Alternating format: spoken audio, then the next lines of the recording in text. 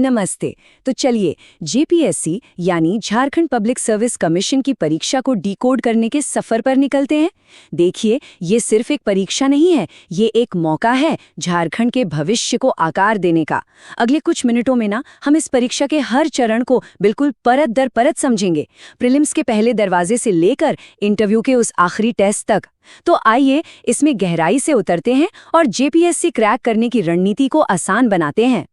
बस इस एक लाइन में इस पूरी परीक्षा का सच छिपा है। जरा सोचिए, प्रीलिम्स में सिर्फ 1 नंबर कम और मेंस का दरवाजा बंद। मेंस में 1 नंबर कम और इंटरव्यू का सपना अधूरा। और इंटरव्यू में वहां तो बस 1 नंबर का फर्क किसी एस्पिरेंट को सिलेक्शन लिस्ट से ही बाहर कर सकता है या फिर उसकी ड्रीम सर्विस उसके हाथ से निकल सकती है। इसलिए सबसे जरूरी बात यह है कि यहाँ हर एक मार्क मैटर करता है।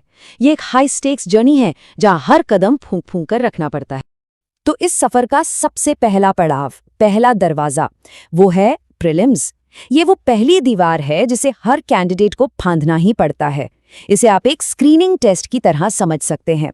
ये तय करता है कि आखिर कौन मेंस की उस लंबी मैराथन के लिए तैयार है। और हाँ, ये सिर्फ ज्ञान का टेस्ट नहीं है, यहाँ स्पीड और एक्यूरेसी का भी असली खेल है। तो सवाल उठता है कि प्रीलिम्स का स्ट्रक्चर है कैसा। देखिए, ये 2 हिस्सों में बटा हुआ है, पेपर 1 और पेपर 2। दोनों ही पेपर 200 मार्क्स के हैं, यानी कुल मिलाकर 400 मार्क्स की पहली चुनौती।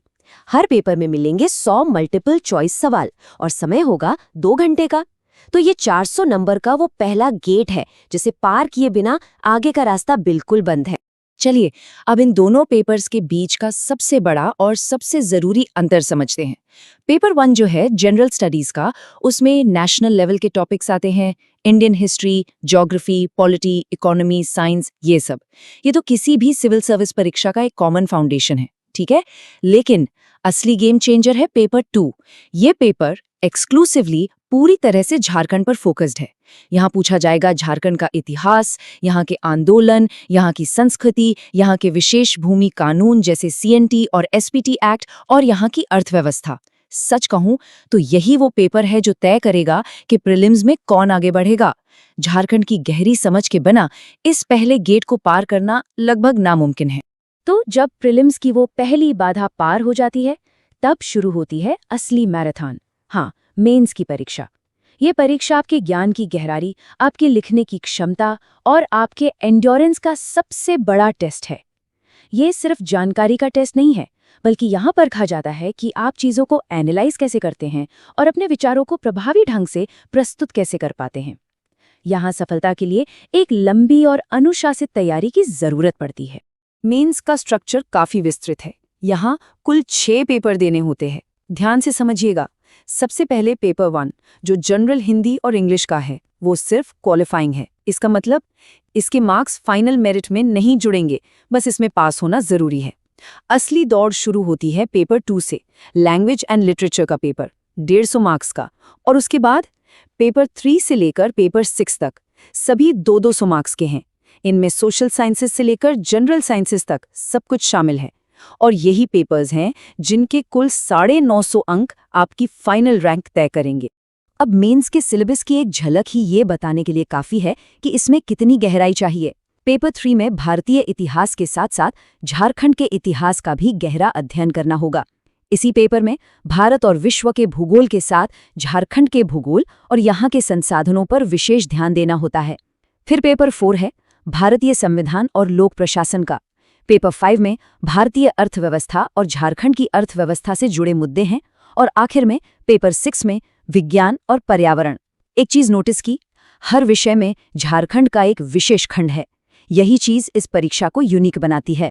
अगर झारखंड के इतिहास की बात करें तो यहाँ के आदिवासी आंदोलनों को समझे बिना ये कहानी अधूरी है। जैसे कि 1855-56 का संथाल विद्रोह, इसे सिद्धो और कान्हू मुर्मू ने नेतृत्व दिया था। जमींदारी प्रथा के खिलाफ एक बहुत बड़ी लड़ाई। फिर आता है 1899-1900 का बिरसा मुंडा का उलगुलान, जिसका मतलब है महान विद्रोह।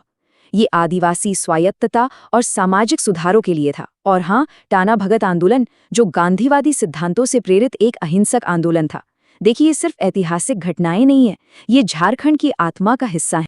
झारखंड के सिलेबस का एक और बेहद महत्वपूर्ण हिस्सा है यहाँ के भूमि कानून, सीएनटी एक्ट और एसपीटी एक्ट। ये सिर्फ कानून नहीं है, बल्कि ये आदिवासी समुदायों के भूमि अधिकारों की ढाल है, उनका सुरक्षा कवच। 1908 का छोटा नागपुर काश्तकारी अधिनियम और 1949 का संथाल परगना काश्तकारी अधिनियम दोनों को आदिवासी भूमि को गैर आदिवासियों को हस्तांतरित होने से रोकने के लिए बनाया गया था। ये कानून स्वदेशी समुदायों के अस्तित्व और उनकी संस्कृति की रक्षा के लिए महत्वपूर्ण है और जेपीएससी के हर एस्पिरेंट को इनकी गहरी समझ होनी ही चाहिए। मेंस की वो लंबी मैराथन पूरी करने के बाद अब बारी आती है चयन प्रक्रिया के आखिरी और सबसे महत्वपूर्ण चरण की। हाँ, इंटरव्यू।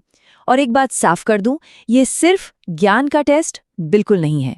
यहाँ लिखित ज्ञान से कहीं ज्यादा आपकी पर्सनैलिटी, आपकी सोच और आपकी सूटेबिलिटी को परखा जाता है। ये वो पड़ाव है जहाँ एक कैंडिडेट को एक भावी प्रशासक की नज़र से देखा जाता है। इंटरव्यू के लिए कुल 100 अंक निर्धारित हैं। सोचने में तो सिर्फ 100 नंबर हैं, लेकिन ये 100 मार्क्स आपकी सालों की मेहनत को सफलता में बदल सकते हैं। ये सिर्फ एक संख्या नहीं है, इसमें आपकी रैंक और आपको मिलने वाली सर्विस को तय करने की ताकत है। जैसा हमने शुरू में कहा था, यहाँ एक एक अंक कीमती है। ये 100 अंक ये तय कर सकते हैं कि कोई लिस्ट में होगा या नहीं, और अगर होगा तो कहाँ। ये समझना बेहद जरूरी है कि जेपीएससी का इंटरव्यू, में फिर से कह रही हूँ, ये एक नॉलेज टेस्ट नहीं है, ये एक पर्सनालिटी टेस्ट है। इंटरव्यू बोर्ड आखिर देखना क्या चाहता है?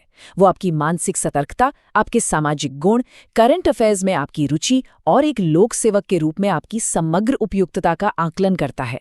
वो ये जानना चाहते हैं कि दबाव में कोई कैसे सोचता है, निर्णय लेने की क्षमता कैसी है और क्या एक प्रशासक बनने के लिए जरूरी गुण उसमें हैं या नहीं। तो इंटरव्यू से ठीक एक दिन पहले क्या करना चाहिए? कुछ सिंपल स्टेप्स हैं। स्टेप 1, अपना बायोडेटा यानी डिटेल्ड एप्लीकेशन फॉर्म अच्छे से रिवाइज कर लीजिए। उसमें लिखी हर बात के बारे में आपको कॉन्फिडेंस से पता होना चाहिए। स्टेप 2, उस दिन के अखबार जरूर पढ़ें। करंट अफेयर्स से अपडेटेड रहना बहुत जरूरी है। स्टेप 3 और सबसे महत्वपूर्ण, शांत रहिए। एक शांत मन आपके आत्मविश्वास को दर्शाता है। और आखिर में, आराम से सोइए, ओवरथिंकिंग से बचिए और अपने दिमाग को आराम दीजिए। और अब इंटरव्यू वाले दिन के लिए कुछ जरूरी बातें। शांत और आत्मविश्वासी रहिए। अपने जवाबों में हमेशा ईमानदार रहिए। अगर कुछ नहीं पता है तो विनम्रता से स्वीकार कीजिए। अपनी बात साफ और सरल शब्दों में कहिए। सकारात्मक सोच बनाए रखिए और हाँ, अपनी बॉडी लैंग्वेज पर ध्यान दें। सीधे बैठे, आई कांटेक्ट बनाए रखें और एक गोल्डन रूल, बोर्ड के सदस्यों से कभी भी बहस मत कीजिए, भले ही आप उनसे सहमत न हो। देखिए, जेपीएससी परीक्षा में सफलता सिर्फ पढ़ाई से नहीं मिलती। यहाँ सही दृष्टिकोण और मानसिकता का होना भी उतना ही जरूरी है। प्रीलिम्स, मेंस और इंटरव्यू, इन तीनों चरणों को पार करने के लिए एक विजेता की मानसिकता का होना ही चाहिए। तो चलिए, अब कुछ ऐसे मिथकों और सच्चाइयों पर बात करते हैं जो इस सफर में सोच को सही दिशा दे सकते हैं। इंटरव्यू को लेकर एक सबसे बड़ा मिथक, या कहूँ तो डर, ये है कि अरे, मैं शुरू के कुछ तथ्यात्मक सवालों का जवाब नहीं दे पाया, अब तो मैं दौड़ से बाहर हो गया। बहुत से उम्मीदवार इसी डर से अपना पूरा आत्मविश्वास खो देते हैं। उन्हें लगता है कि हर सवाल का जवाब देना ही सफलता की कुंजी है। लेकिन क्या सच में ऐसा है?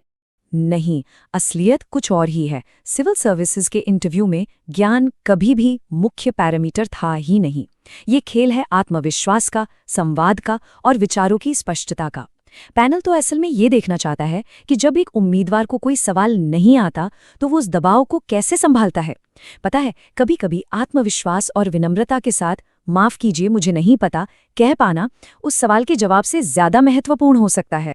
एक बहुत ही शक्तिशाली कहावत है जो इस पूरी परीक्षा के सार को समझा देती है।